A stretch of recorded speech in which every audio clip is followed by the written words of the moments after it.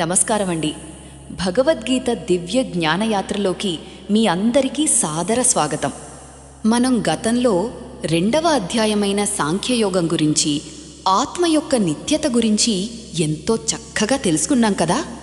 అయితే ఆ 2వ అధ్యాయం చివరలో అర్జునుడికి ఒక పెద్ద ధర్మ సందేహం వస్తుంది. కృష్ణ, జ్ఞానమే అన్నిటికన్నా గొప్పది అన్నప్పుడు నన్ను ఈ భయంకరమైన యుద్ధం చేయమని ఎందుకు బలవంతం చేస్తున్నావు? నేను ప్రశాంతంగా అడవులకు వెళ్ళి తపస్సు చేసుకుంటాను కదా అని నిలదీస్తాడు. అర్జునుడి ఈ ప్రశ్నకు సమాధానంగా శ్రీకృష్ణ పరమాత్ముడు బోధించిన పరమ పవిత్రమైన అధ్యాయమే ఈ 3వ అధ్యాయం, కర్మయోగము. ఇందులో మొత్తం 43 శ్లోకాలున్నాయి. సామాన్యులమైన మనం నిత్య జీవితంలో ఎదుర్కొనే సమస్యలకు, గందరగోళాలకు ఇది అద్భుతమైన మార్గదర్శి. మొదటిగా శ్రీకృష్ణుడు కర్మ యొక్క అనివార్యత గురించి స్పష్టం చేస్తాడు. చూడండి, ఈ సృష్టిలో ఏ ఒక్క ప్రాణి కూడా క్షణకాలం పాటు ఏ పని చెయ్యకుండా ఊరికే ఉండలేదు. మనం నిద్రపోతున్నా గుండె కొట్టుకుంటూనే ఉంటుంది, ఊపిరితిత్తులు గాలి పీలుస్తూనే ఉంటాయి.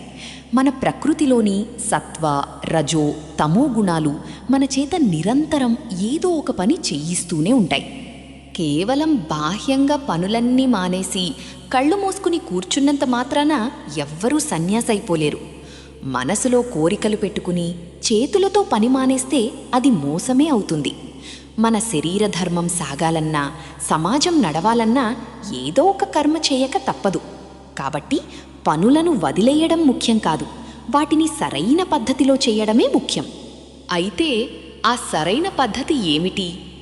అక్కడే పరమాత్ముడు నిష్కామకర్మ అనే దివ్య రహస్యాన్ని బోధిస్తాడు. నిష్కామకర్మ అంటే పనులను వదిలేయడం కాదు, ఫలితం మీది స్వార్థ వ్యామోహాన్ని వదిలేయడం. మనం చేలో విత్తనం నాటేటప్పుడు భూమిని దున్ని, నీరు పెట్టి మన వంతు శ్రద్ధగా పనిచేయాలి. అంతేగాని రేపే పంట చేతికొచ్చేయాలి, నాకు మాత్రమే లాభం రావాలి అని టెన్షన్ పడితే ఫలితం ఉండదు. మనం చేసే ప్రతి పనిని భగవంతుడికి అర్పణ భావంతో చేయాలి, ఈశ్వరార్పణ బుద్ధి. ఆ తర్వాత వచ్చే ఫలితాన్ని దైవ ప్రసాదంగా స్వీకరించాలి. ఇలాంటి స్వార్థం లేని పనులు మనల్ని సంసార బంధాల్లో బంధించవు, మన మనస్సును పవిత్రం చేసి పరమపదానికి దారి చూపిస్తాయి. ఇక 4వ అంశం లోక సంగ్రహం. జ్ఞానులైన వారు, అన్నీ తెలిసిన మహానుభావులు కూడా కర్మలు ఎందుకు చెయ్యాలి? దీనికి కృష్ణుడు లోక సంగ్రహ సిద్ధాంతాన్ని వివరిస్తాడు. సమాజంలో పెద్దలు, నాయకులు, బాధ్యతగల వ్యక్తులు ఎలా నడుచుకుంటే సామాన్య ప్రజలు కూడా వారినే ఆదర్శంగా తీసుకుని అలాగే నడుచుకుంటారు. పెద్దవాళ్ళు మంచి దారిలో నడిచి చూపిస్తేనే కదా మిగిలిన లోకం సరైన మార్గంలో వెళ్ళేది.